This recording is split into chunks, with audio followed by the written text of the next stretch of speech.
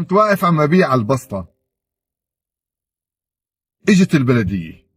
هون وقت اجت البلدية الناس كلياتها بلشت تشيل البسطات كلياتها وتهرب. يعني انا بيني وبين حالي شو بدي اشيل لشيل، يعني بسطة حلويات وحاطط عليها انه حلويات، واذا بدي اشيلها وبعيدها وقربها بدها تتكسر وما تعرف شو بدي اسوي. واقف عم اطلع هيك انا. جمعة النسوان كلياتها عندي قدام البسطة كانت. اجوا النسوان اجتمعوا وقفوا قدام البسطة وصاروا يقولوا له سيب السوري سيب السوري. اجوا البلدية اجت بدها تشيل البسطة اللي عندي، بدها تلمها انه ممنوع واقف مكان. واجت النسوان كلياتها اجتمعت حواليه تقول له سيب السوري سيب السوري. هون انا عم اطلع بينه وبين حالي، اول شيء ما فهمت انه شو الموضوع، يعني انه سيب السوري سيب السوري. صاروا يقولوا له للشاب تبع البلديه اللي جاي عم ياخذ البسطات، يقولوا ده سوري سيب السوري سيب السوري. هاي ما بنساها بحياتي. اواخر 2012 كنت بمصر انا. بمصر اوضاعنا كانت يعني شبيهه بالاوضاع الشعب المصري، كل الحب والاحترام لهالشعب العظيم. ونزلت انا مباشره، حطيت بسطه وصرت اشتري حلويات سوريه من 6 اكتوبر وبيعها بالهرم. اللي بيعرفونا بيعرفوا هذا الكلام. كان هذا الكلام على دور الرئيس الله يرحمه محمد مرسي رحمه الله عليه.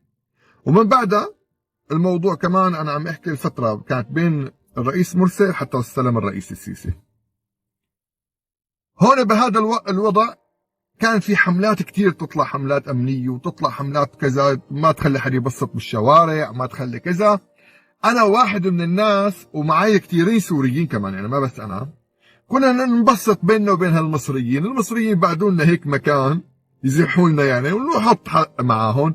والله شهاده لله عز وجل، يعني والله البلطجي، والله شو بدي اقول لك، يعني اللي بيقولوا عليه بلطجيه وهذا كان بقلبهم انسانيه باتجاهنا لنا. والله العظيم ما حد يسترجي يقرب على سوري هنيك. ليش؟ انه يسترجي من حبنا، من حبهم لنا. لا تفكروا انه حد يسترجي من قوتنا، الله القوي، بس من حبهم لنا ما كان حد يسترجع. حتى البلطجيه كانوا يحموهم للسوريين اذا كانوا موجودين هنيك. طبعا هو كل الشعب المصري كلياته كان يعني يحمينا وبحبنا، وبالعكس يعني بعدوا لنا هيك، يعني يلزوا على بعضهم. على فكره هذا كلام، كلمه بسطه بتعني انه في الاف مؤلفه من الناس يلي كانت عم تستنى تاخذ مكان، لكن وقت يجي السوري بعدوا له هن مباشره. وصلت انا بدي احط، كان هذا اول مكان لإلي بشارع العريش. وبشارع العريش الناس اللي بتعرفوا شارع مختص كتير بالبسطات وكذا، وجاي حملة كمان كانت للبلدية. هون البلدية بلشت تاخذ هذا البسطة وتحطه وتكبه، وهذا اللي حاط البندورة وبسط خيار وبسط كذا، تشيل على السريع. انا هون استسلمت بصراحة، قلت خلص انا راحت ما تمشي الحال، يعني انه شو بدي اعمل؟ ما احسن اساوي شيء بنوب نهائيا. وما اشوف لكم غير يا شباب، تيجي شي 3-4 نسوان مصريات وقفوا قدام البسطة عندي. والله العظيم انا ما بعرف، انا بصراحة همي انه جايين البلدية لعندي وما انا منتبه عليهم لشنو واقفين. ويجي تبع البلدية بده يمسك الطاولة وتيجي تمسكه تقول له سيب السوري سيب ده سوري سيبه. والله العظيم. وتدفشوا لابو البلدية، وتيجي المرة الثانية كمان تدفشوا، يجوا كمان 3-4.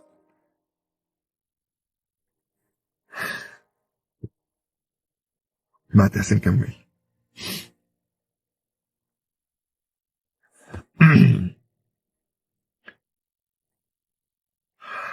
اجوا تدافشوا بين بعضهم.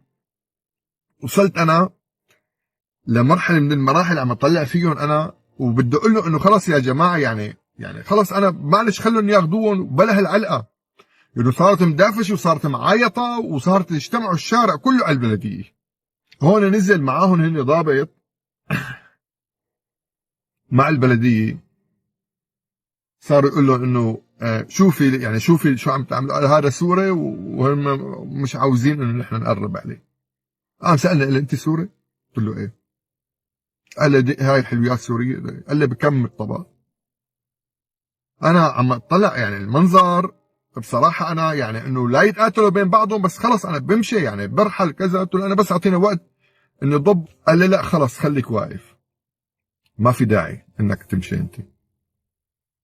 أنا بيني وبين حالي عم أطلع هيك على الموقف هذا اللي كنت فيه، إنه تصرفات النسوان وتصرفات الناس كلياتها، والله يا جماعة ما بيطلع هالكلام إلا من ناس بتكون نبيلة بأخلاق، نبيل بقيمة ونبيل بمبادئ. أنا عم أحكي لكم عن موقف أنا اللي كنت فيه، ما حدا قال لي إياه يعني. هذا الموقف عظيم صراحة، ما عظيم إنه وقفوا معي، لا والله، عظيم إنه هني لك ما تركوا بسطاتهم وتركوا شغلهم وتركوا عملهم واجوا يدافعوا على هذا الشخص، يعني دافعوا بس ليش؟ لأنه سوري هذا الزلمة، وأيام أوضاعهم كانت أسوأ من أوضاعنا نحن، أسوأ من أوضاعنا. ديروا بالكم، هاي يمكن نحن طالعين كان معنا كام ورقة هيك بس يعني حاطينها، هن أسوأ من أوضاعنا. هذا ما فينا إنسان. تجي عالم تقولنا إلا ولا غيرك عبي طبق 2 3 4 5 6 حطهم بكيس، حطهم بكيس، أنا تعطيني حقهم، بعد ما تعطيني حقهم تمسك حلقة ضل ماشي. اسأله يا عم تعال خذ اطباق كذا، ما يرد علي، ما يرد علي. بده يساعدنا يعني، بس ما بده يذل العالم. أيام ما بتنتسى. شعب عظيم.